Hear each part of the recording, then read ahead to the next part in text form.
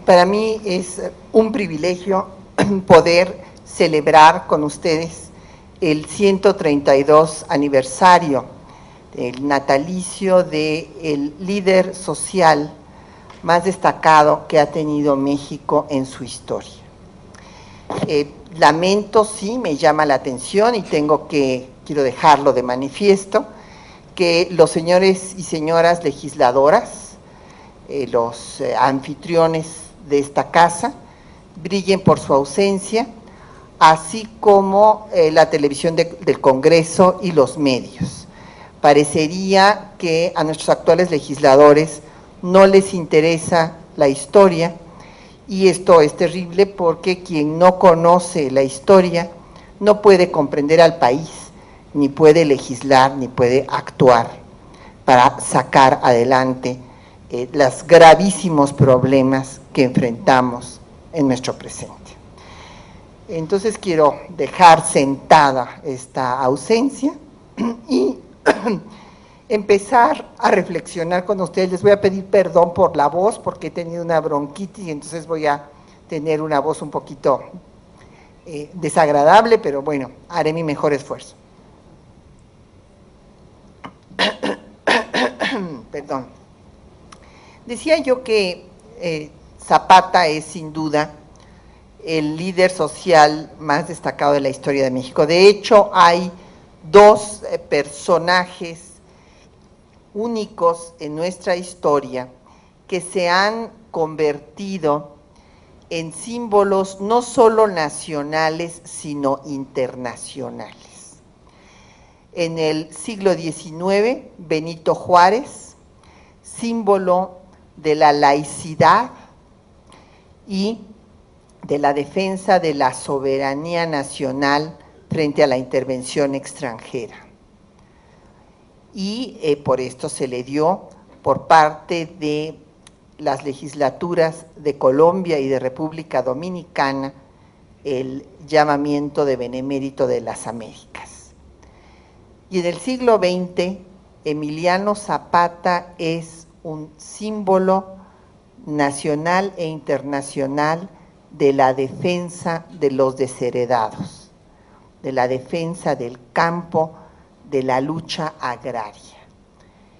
Tengo entre mis fotografías más preciadas una fotografía del Ponte Vecchio en Florencia, donde tiene a todo lo largo y ancho "Viva Zapata".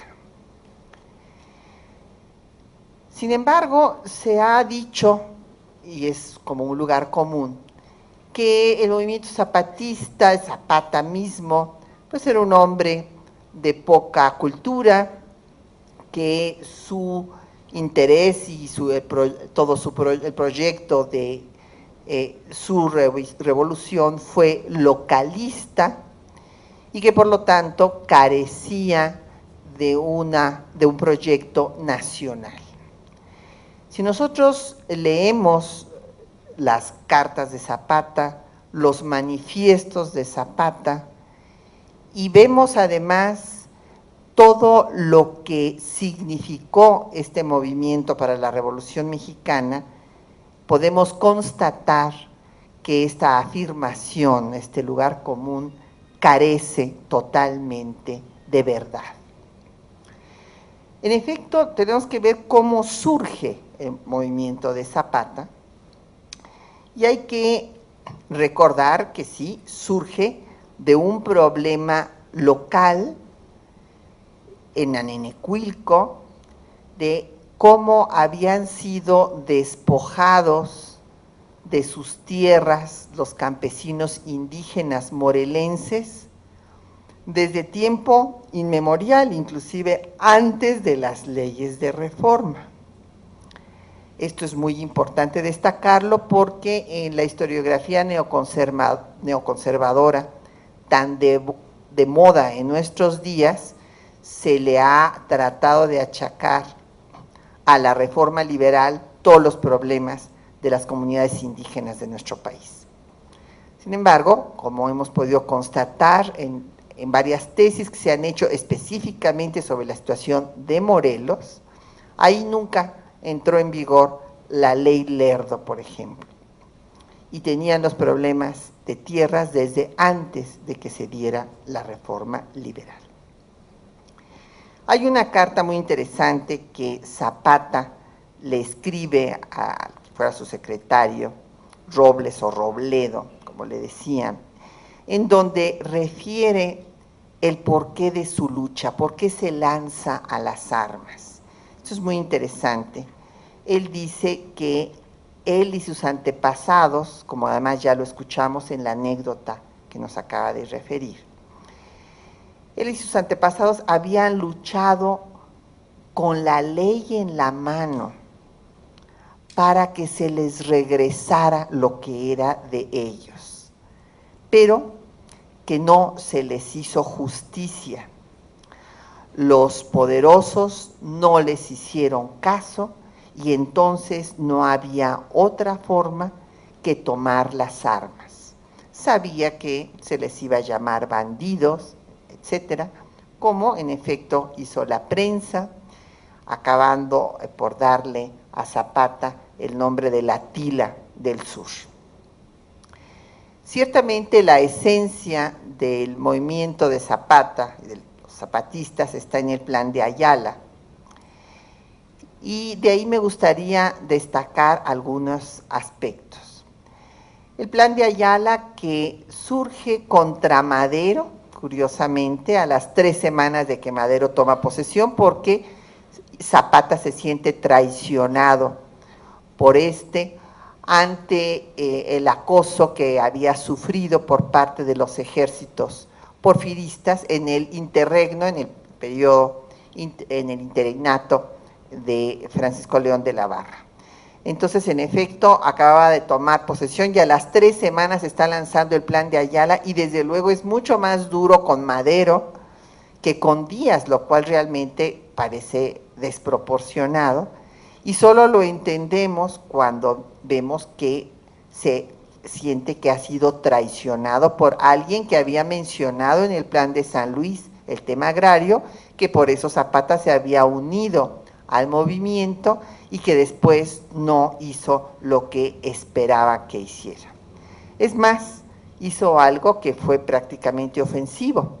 Madero le ofreció un buen rancho a Zapata, considerando que con eso ya pagaba sus servicios a la revolución política que él había encabezado y que fue justamente Zapata el que le dio el contenido social.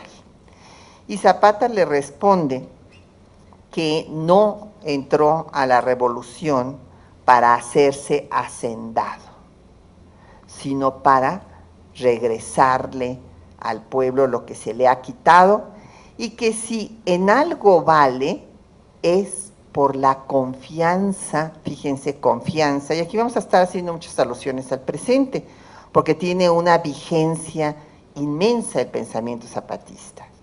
Confianza que desde luego los actuales gobernantes no tienen de la ciudadanía porque no se la han ganado, más bien se han ganado todo lo contrario. Y eso es lo que dice Zapata que es su único valor, la confianza que le tiene su pueblo. Hace en 15 artículos en el plan de Ayala todo el programa de lo que va a ser el plan para recuperar a la patria, para recuperar las tierras, que se pueden reducir en 3 principios fundamentales: expropiación de tierras por utilidad pública, confiscación de bienes del enemigo, y aquí citan al Gran Juárez, que precisamente van a hacer lo que hizo el Gran Juárez al quitarle sus bienes al enemigo, que era el clero político, y que ellos seguirán las normas que Juárez planteó. Y la restitución, que es el fin último de todo este proceso, la restitución de tierras a todos los que se les había despojado. Por lo tanto, está planteando que el problema, y en esto coincide con Andrés Molina Enríquez y con otros teóricos que estudiaron los problemas nacionales, los grandes problemas nacionales, era el campo. Hay que recordar que en ese momento el campo, el campesinado es el grupo mayoritario del país. Entonces, el problema nacional que está planteando aquí, que es el mismo que tenemos hoy, la concentración de la riqueza y la multiplicación de la pobreza. Hay, en fin, todos los artículos, vale la pena releerlos siempre, encuentra uno nuevos matices cuando los relee. Hay que recordar el sexto, el séptimo, el noveno, el décimo, donde se plantean los límites a la propiedad y el reparto que se haría de tierras, y la intransigencia, que eso es una característica fundamental del zapatismo, intransigencia frente al poder. Los anfitriones de esta casa brillen por su ausencia, así como la televisión del Congreso y los medios. Parecería que a nuestros actuales legisladores sacar adelante los gravísimos problemas que enfrentamos en nuestro presente. Entonces quiero dejar sentada esta ausencia y para mí es un privilegio poder celebrar con ustedes el 132 aniversario del natalicio del líder social más destacado que ha tenido México en su historia. Lamento, sí, me llama la atención y quiero dejarlo de manifiesto, que los señores y señoras legisladores no les interesa la historia, y esto es terrible porque quien no conoce la historia no puede comprender al país, ni puede legislar, ni puede actuar para